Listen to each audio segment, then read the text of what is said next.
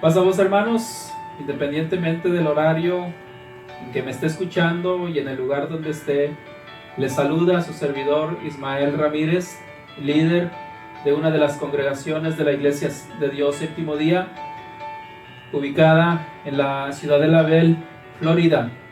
El mensaje que traigo en esta ocasión para compartirles lo he titulado Agricultores amenazados pero optimistas.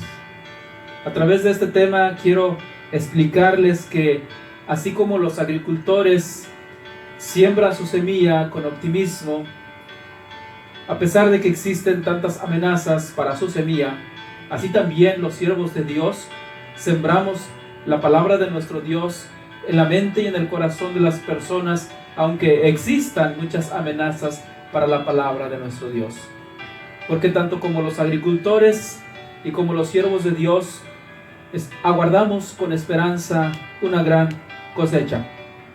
Y el pasaje que he usado en esta ocasión para apoyar este tema lo he tomado del Evangelio de Marcos, capítulo 4, versículos del 1 al 20, un pasaje que hemos de estudiar parte por parte para que podamos nosotros sacar una enseñanza para nuestras vidas en el día de hoy. Los primeros 3 versículos de este pasaje dicen de esta manera: Otra vez comenzó Jesús a enseñar junto al mar y se reunió alrededor de él mucha gente, tanto que entrando en una barca se sentó en ella en el mar, y toda la gente estaba en tierra junto al mar, y les enseñaba por parábolas muchas cosas, y les decía en su doctrina: Oíd, he aquí el sembrador salió a sembrar. La agricultura se reconoce como una de las industrias más grandes en el mundo, y esto explica la razón de por qué los agricultores siembran a pesar de que existen muchas cosas que amenazan su semilla. Esto explica la razón de por qué los agricultores no abandonan la tierra. La Organización de las Naciones Unidas para la Alimentación y la Agricultura publicó un escrito el 15 de marzo del 2018 llamado Roma Hanoi, diciendo: los desastres naturales causan pérdidas de miles de millones de dólares a los agricultores de países en desarrollo. Estas son las amenazas que hoy se anuncian acerca de lo que tienen que esperar y sufrir en ocasiones los agricultores. Pero esto no significa que en el tiempo de Jesús no había amenazas para los agricultores. Quizás existían estas mismas, pero habían otros elementos, otros factores que también eran una amenaza para los agricultores del tiempo de Jesús. Si hubiese existido los medios de comunicación, los noticieros en el tiempo de Jesús, se estaría diciendo de esta manera: las aves, los pedregales y los espinos son las mayores amenazas para los agricultores. A simple vista, estas dos clases de amenazas nos ayudan a entender que los agricultores siempre enfrentan desafíos, pero que a pesar de estas amenazas existentes, siembran con optimismo, siembran con muchos ánimos, porque esperan cosechar más de lo que pierden. Jesús quiso comparar su misión con nuestra misión, con la agricultura, para darnos a entender que la palabra de Dios también es amenazada luego de que la oímos o luego de que la oyen otras personas a quienes compartimos el mensaje. Para Él, no necesariamente la persona es la amenazada. Para Él, es su semilla, es la palabra de Dios la amenazada. Porque para él la palabra de Dios es lo más grande que puede tener el ser humano. De esta semilla, Cristo nos advierte que tiene enemigos, capaces de hacerla infructuosa, pero que a pesar de ellos, debemos seguir sembrándola con la esperanza de que nuestra cosecha será abundante. Así que queriendo Jesús que nosotros supiésemos acerca de lo que hace improductiva su palabra, nos enlistó a 3 enemigos principales que tiene la semilla divina. Pero antes de darles a conocer estos enemigos, nuevamente he de repetir el tema para que sirva como una plataforma para ustedes y para mí, para entender el desarrollo que traigo, de este tema que traigo para ustedes. Así como el agricultor siembra su semilla optimistamente en la tierra, aunque existan amenazas para su semilla, no importa cuáles sean los elementos que amenacen las semillas de los agricultores de todos los tiempos, los siervos de Dios sembramos la palabra con optimismo en la mente y en el corazón de las personas, aunque existan amenazas y hayan existido y se hayan manifestado de muchas maneras a través de toda la historia. Pero ambos lo sabemos porque aguardamos con esperanza una gran cosecha. Esa es la motivación, esa es la razón de por qué seguimos hasta el día de hoy sembrando. Pero, ¿cuáles son estos enemigos que pueden hacer que nuestra semilla sea infructuosa? El primer enemigo que enfrenta la palabra de Dios luego de que la oímos o que otros la oyen, su servidor ha identificado a este enemigo en los versículos 4, 14 y 15 del capítulo 4 de Marcos, y dice de esta manera: y mientras sembraba, parte de la semilla cayó junto al camino, y vinieron las aves y la comieron. Oíd pues vosotros la parábola del sembrador. Cuando alguno oye la palabra del reino y no la entiende, viene el malo y arrebata lo que fue sembrado en su corazón. Este es el que fue sembrado junto al camino. De este punto, quisiera que aprendiéramos que no basta solo con sentir la palabra en el corazón. Hay que entenderla. Cuando alguno oye la palabra del reino y no la entiende, es la razón por la que Satanás viene como un ave a arrebatarnos la palabra. Es necesario mencionar que la manera en que los agricultores o los sembradores sembraban su semilla en el tiempo antiguo no se compara con cómo hoy los sembradores siembran. Los sembradores del tiempo de Jesús esparcían la semilla, y eso causaba que al caer esta semilla cayera en diferentes clases de tierra. Y en este caso, esta semilla cayó junto al camino y la hizo propensa para que las aves se la comiesen. Jesús compara a estas aves con Satanás y dice que éste también viene y arrebata la palabra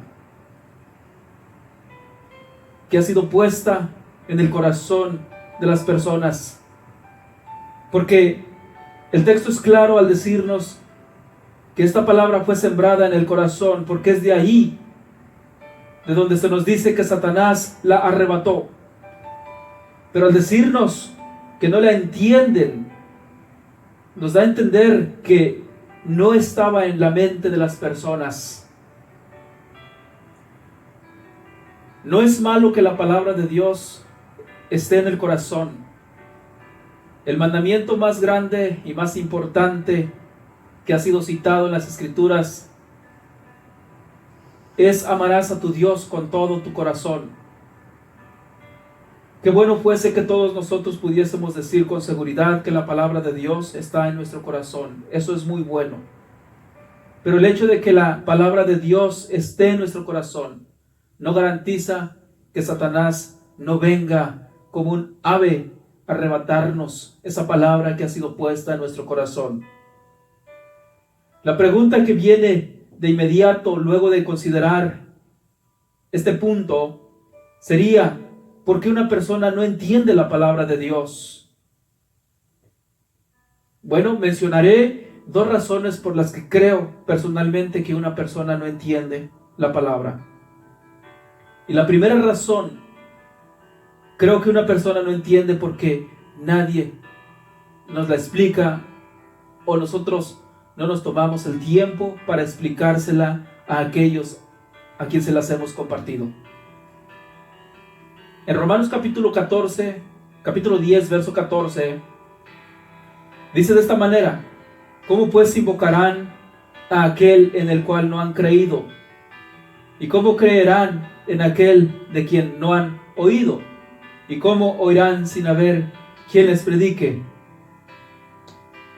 Este pasaje de la Biblia nos habla de la importancia de anunciar y de predicar y de explicar la palabra de Dios a aquellos que primeramente no han creído, y no han creído porque no han oído la palabra de Dios. Sabemos bien nosotros que la fe viene por el oír, y por el oír la palabra de Dios, pero que una persona oiga simplemente no significa que pueda creer de inmediato. Hace falta que nosotros constantemente estemos predicando como sembradores la semilla divina, la palabra de Dios, para que aquellos que han oído por primera vez o por segunda vez la palabra de Dios puedan entenderla al punto de que lleguen a creer en Dios. Segunda razón por la que considero que una palabra no entiende la palabra de Dios es por decisión propia. Uno mismo decide no entender, aunque nos la expliquen muchas veces. Y creo que a esta clase de personas es a quien se refiere Jesús. En Mateo capítulo 13, versículo 15, Jesús, hablando de esta misma parábola, dijo: porque el corazón de este pueblo se ha engrosado, y con los oídos oyen pesadamente, y han cerrado sus ojos para que no vean con los ojos y oigan con los oídos, y con el corazón entiendan y se conviertan, y yo los sane. Podemos decir con seguridad que Jesús se está refiriendo a estas personas quienes con mayor frecuencia Satanás les arrebata la semilla que ha sido puesta en su corazón, la semilla que han oído, porque ellos por decisión propia, han cerrado sus ojos, han endurecido su corazón, y por ende no dejan que la palabra de Dios pueda sanarlos. Sin embargo, hace falta decir que mientras haya personas que hayan oído la palabra de Dios por primera vez o hasta una segunda vez, hace falta que nosotros se las expliquemos como lo hizo Felipe con el etíope, porque también quienes hemos oído la palabra de Dios pero no la hemos entendido por falta de explicación, corremos el peligro de que Satanás arrebate la buena semilla que hay en nuestro corazón y quedamos prácticamente en la misma condición de aquellos que deciden por sí mismos no entenderla. Esto implica, hermanos, que como sembradores optimistas, no solo tenemos la responsabilidad de compartir la palabra, tenemos también la responsabilidad de explicarla. Pero también, hermanos, esto implica para nosotros como sembradores que nuestro buen ánimo, nuestro optimismo no se debe de ver afectado por aquellos que por voluntad propia deciden no entender la palabra de Dios. No dejaremos de sembrar porque algunos no quieran dejar que la palabra de Dios los cambie. Pero para que nuestra semilla no se pierda, hermanos, los siervos de Dios cuidaremos de que al compartirla no solo cause buenos sentimientos en las personas, sino que también nos aseguremos de que la puedan entender. Porque sentir y entender la palabra de Dios puede cuidarnos de que Satanás no arruine nuestra cosecha. No solo basta sentir la palabra de Dios en nuestro corazón, hay que también entenderla. Pero Satanás no es el único enemigo que puede hacer infructuosa la palabra de Dios en un oyente, sino también un segundo enemigo, que el nombre de este enemigo lo he identificado en los versículos 5, 6, 16 y 17 del mismo capítulo 4 de Marcos, y lo he llamado la superficialidad. Estos textos dicen de esta manera: parte cayó en pedregales donde no había mucha tierra, brotó pronto porque no tenía profundidad de tierra, pero salido el sol se quemó, y porque no tenía raíz se secó. Estos son asimismo los que fueron sembrados en pedregales, los que cuando han oído la palabra, al momento la reciben con gozo, pero no tienen raíz en sí, sino que son de corta duración, porque cuando viene la tribulación o la persecución por causa de la palabra, luego tropiezan. Lo que quiero que aprendamos, hermanos, de este punto es que la superficialidad no puede resistir las aflicciones. Dicho de otra manera, un cristianismo superficial no resiste cuando vienen los tiempos de aflicción.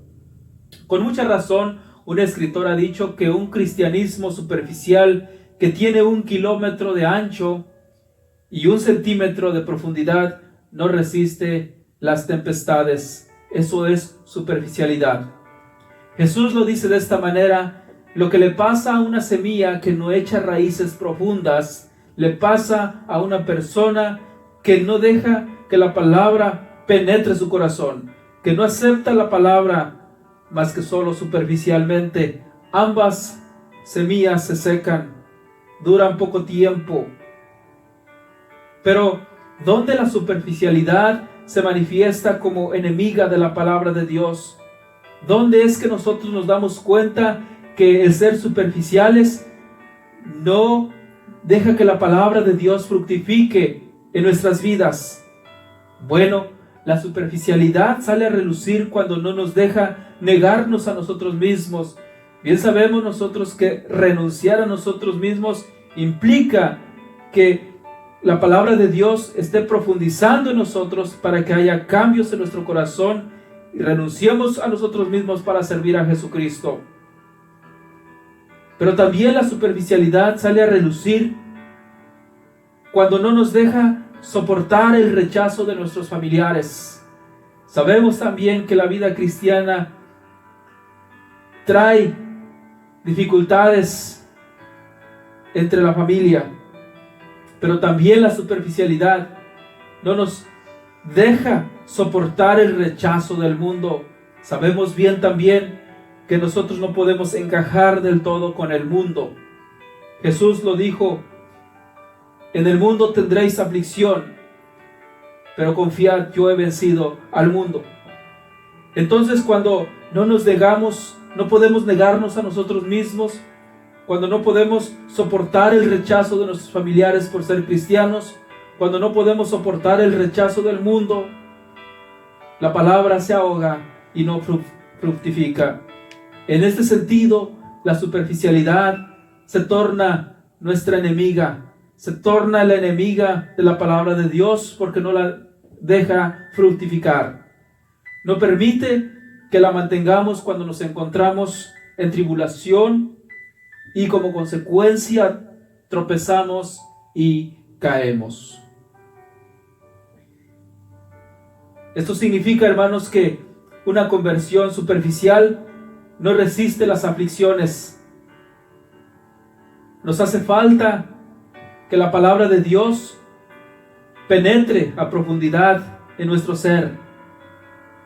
Esto significa que una conversión basada en solo felicidad y no en convicciones tiende a durar poco tiempo. Recordemos que el mayor interés que Dios tiene de nosotros es formarnos a la imagen de Jesucristo, aunque en este proceso implique dolor. Pero aún con todo esto, apreciados hermanos, los siervos de Dios podemos sembrar, porque lo que ocurre en el interior de una persona, eso es algo que nosotros no podemos saber, es algo que no podemos conocer. Nuestro optimismo no debe de ser afectado porque haya personas que hayan recibido la palabra de Dios solamente superficialmente. Aún con todo eso, hermanos, creo que también tenemos la invitación de analizarnos personalmente si hay superficialidad en nuestras vidas. Y si ese fuese el caso, tenemos la oportunidad de vivir por convicciones más que por lo emocional, para que podamos llevar fruto. Pero hay un tercer enemigo que enfrenta la palabra de Dios luego de ser oída, y este enemigo, su servidor lo ha identificado en los versículos 7, 18 y 19 del mismo capítulo de Marcos, y el nombre de este enemigo es la ansiedad. Dice la palabra de Dios: otra parte cayó entre espinos, y los espinos crecieron y la ahogaron y no dio fruto. Estos son los que fueron sembrados entre espinos, los que oyen la palabra, pero los afanes del siglo y el engaño de las riquezas y las codicias de otras cosas entran y ahogan la palabra y se hace infructuosa. Lo que quisiera que aprendiéramos en este punto, hermanos, es que no podemos vivir ansiosos, no podemos vivir afanados, porque la ansiedad no es otra cosa que el temor de que no se nos provea de algo que necesitamos. Esa es la definición que da el escritor Larry Craft. Es una condición, es una vida donde la fe en Dios está ausente. Y la diferencia, hermanos, que hay entre la ansiedad y la preocupación es que la preocupación no causa desobediencia a Dios, pero la ansiedad sí. Un ejemplo de la preocupación, podríamos citar lo que dijo el proverbista: el avisado ve el peligro y se aparta. No hay pecado en que nosotros anticipemos, nos preparemos, estemos alertas. De hecho, nuestra salvación debe de ser nuestra mayor preocupación. La preocupación no es mala. La ansiedad sí lo es, porque es un temor. Atemoriza a las personas de eventos futuros que pueden ser reales o pueden ser falsos, y produce preguntas en las personas como: ¿qué tal si me enfermo? ¿Qué tal si no puedo? ¿Qué tal si pierdo todo? ¿Qué voy a hacer para que nunca me falte nada? Aparentemente estas preguntas no producen reacciones en nosotros, pero lo cierto es que sí. La ansiedad, hermanos, como enemiga de la palabra de Dios, causa que busquemos entonces nuestra seguridad, nuestra valoración y nuestra satisfacción en otras cosas, en lugar de buscar esa seguridad, esa valoración y satisfacción en Dios. Desafortunadamente, lo que creemos que nos da seguridad, valor y satisfacción es el dinero, el poder, los bienes materiales, la fama. Cuando estábamos estudiando algo de cosmovisión,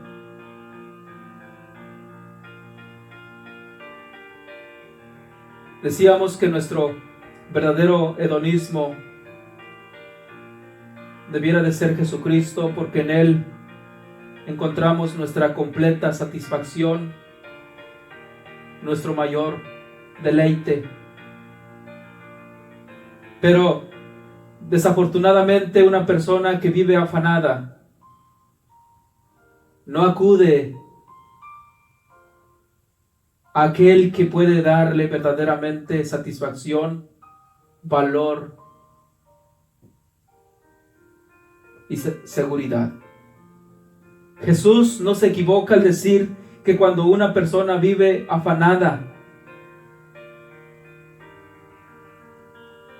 las preocupaciones crecen, preocupaciones malas, desmedidas,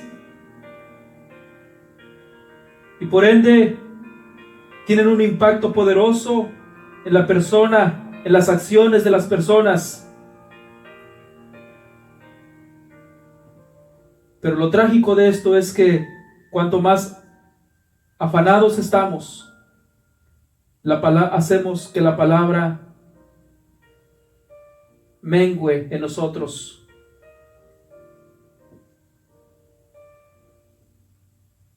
El dinero, hermanos, es uno de los medios principales que busca una persona que vive afanada. Es el dinero que le permite tener todo aquello que codicia. Una persona codicia posesiones materiales o inmateriales, como riqueza, propiedades, bienes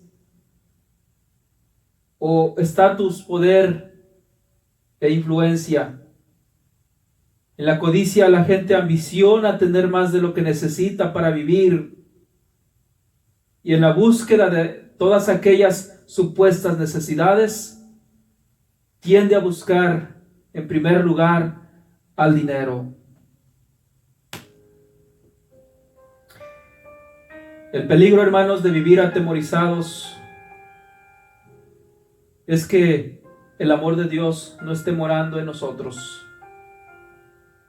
En el amor no hay temor, porque el amor echa fuera el temor, y Dios es amor. Pero también el peligro de vivir ansiosos. Corremos el riesgo de caer en idolatría o en egolatría.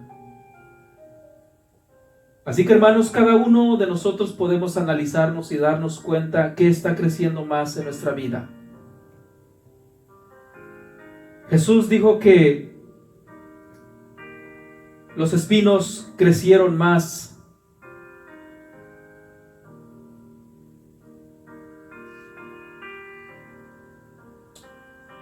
y ahogaron la palabra y no dio fruto. ¿Qué está creciendo más en nuestras vidas?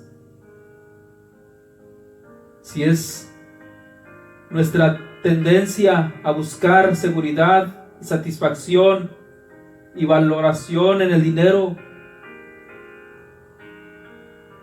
o es la palabra de Dios la que está causando grandes impactos en nuestras vidas. ¿Qué está creciendo más en nosotros? Si deseamos que la palabra de Dios fructifique en nuestras vidas, entonces bien que recibiremos esos consejos de parte de nuestro Dios con respecto a lo que podemos hacer. Buscad primeramente el reino de Dios y su justicia. Sigamos buscando primeramente el reino de Dios y su justicia, y todo lo demás vendrá por añadidura. Pero también hay otro consejo de parte de nuestro Dios: por nada estéis afanosos, sino sean conocidas vuestras peticiones delante de Dios en toda oración y ruego con acciones de gracias. Filipenses capítulo 4, verso 6. Como hemos visto, luego de ser oída la palabra de Dios, hermanos, corre el peligro de que Satanás, la superficialidad y la ansiedad la hagan infructuosa.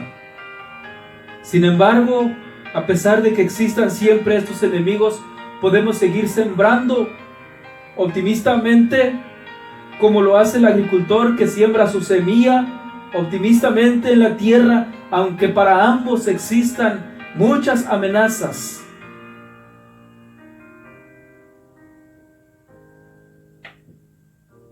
Porque ambos también podemos reconocer que lo que se pierde no es mayor que lo que cosecharemos. Reconocemos que la cosecha es mayor siempre. Aguardamos con esperanza siempre una gran cosecha. En el versículo 20 del mismo capítulo de Marcos, capítulo 4, finalmente dice: las semillas que cayeron en buena tierra representan a los que escuchan el mensaje y lo aceptan. Esas personas cambian su vida y hacen lo bueno.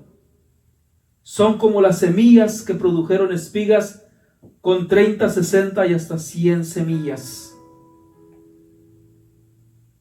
Nosotros, hermanos, como aquellos sembradores, aguardamos con esperanza una gran cosecha, porque siempre habrá quienes escuchen y acepten la palabra de Dios. Siempre habrá quienes dejarán que esta palabra los cambie. Siempre habrá quienes no dejarán que Satanás, la superficialidad y la ansiedad les robe la bendición de ser fructíferos. Porque así como la agricultura se reconoce como una de las industrias más grandes en el mundo e importantes, así también Dios reconoce a su palabra como lo más grande y lo más importante que nosotros debemos de tener. Nada es más importante que su palabra. Cielos y tierra pasarán, su palabra no pasará. Su palabra permanece para siempre. Eso es lo más grande que Dios reconoce, digna de que nosotros la tengamos. Somos a veces nosotros mismos quienes nos constituimos una amenaza para la palabra de Dios. Lo que amenace la palabra de Dios siempre estará presente. Sin embargo, nada de ello nos debe de robar nuestro ánimo, nuestra actitud optimista para seguir sembrando. No podemos nosotros determinar acerca de cuántos van a ser cambiados por la palabra de Dios. No es nuestra tarea determinarlo. Pero podemos cumplir nuestra misión, nuestra tarea, siguiendo sembrando, aunque existan estas amenazas.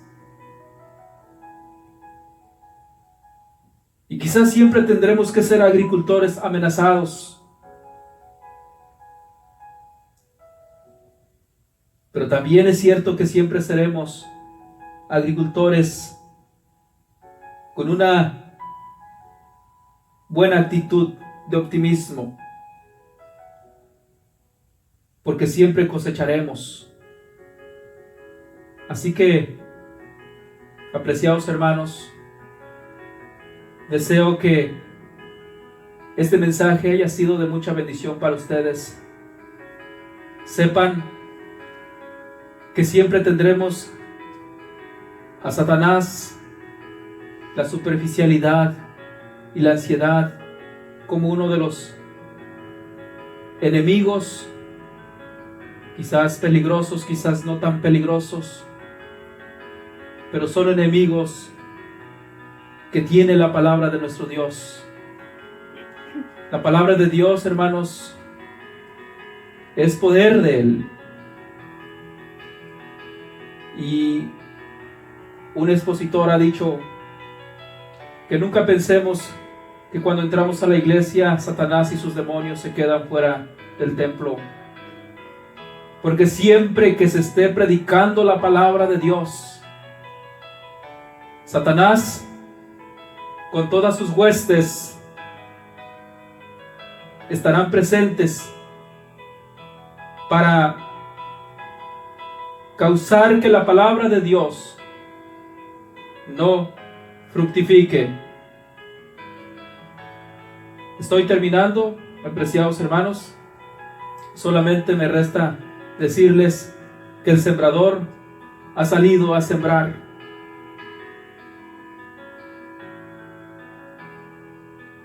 Oigamos el mensaje y aceptémoslo para que podamos llevar mucho fruto. Que no nos conformemos solo con sentir la palabra en nuestro corazón, sino que también nos preocupemos por entenderla.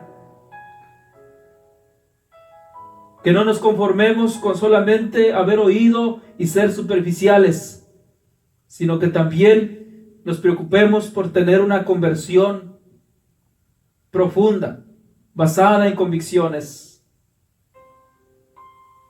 Y que no busquemos nuestra seguridad y valor en el dinero y en todo lo que éste nos pueda traer, sino que esperemos en Dios y lo busquemos a Él como nuestra fuente suprema, mayor seguridad, el único ser que puede determinar nuestro valor y quien puede ser nuestra mayor satisfacción, para que de esa manera nosotros permitamos que la palabra de Dios, que es bendita por los siglos, pueda causar que en nuestras vidas haya mucho fruto. Paz a vos, hermanos, que Dios me los bendiga.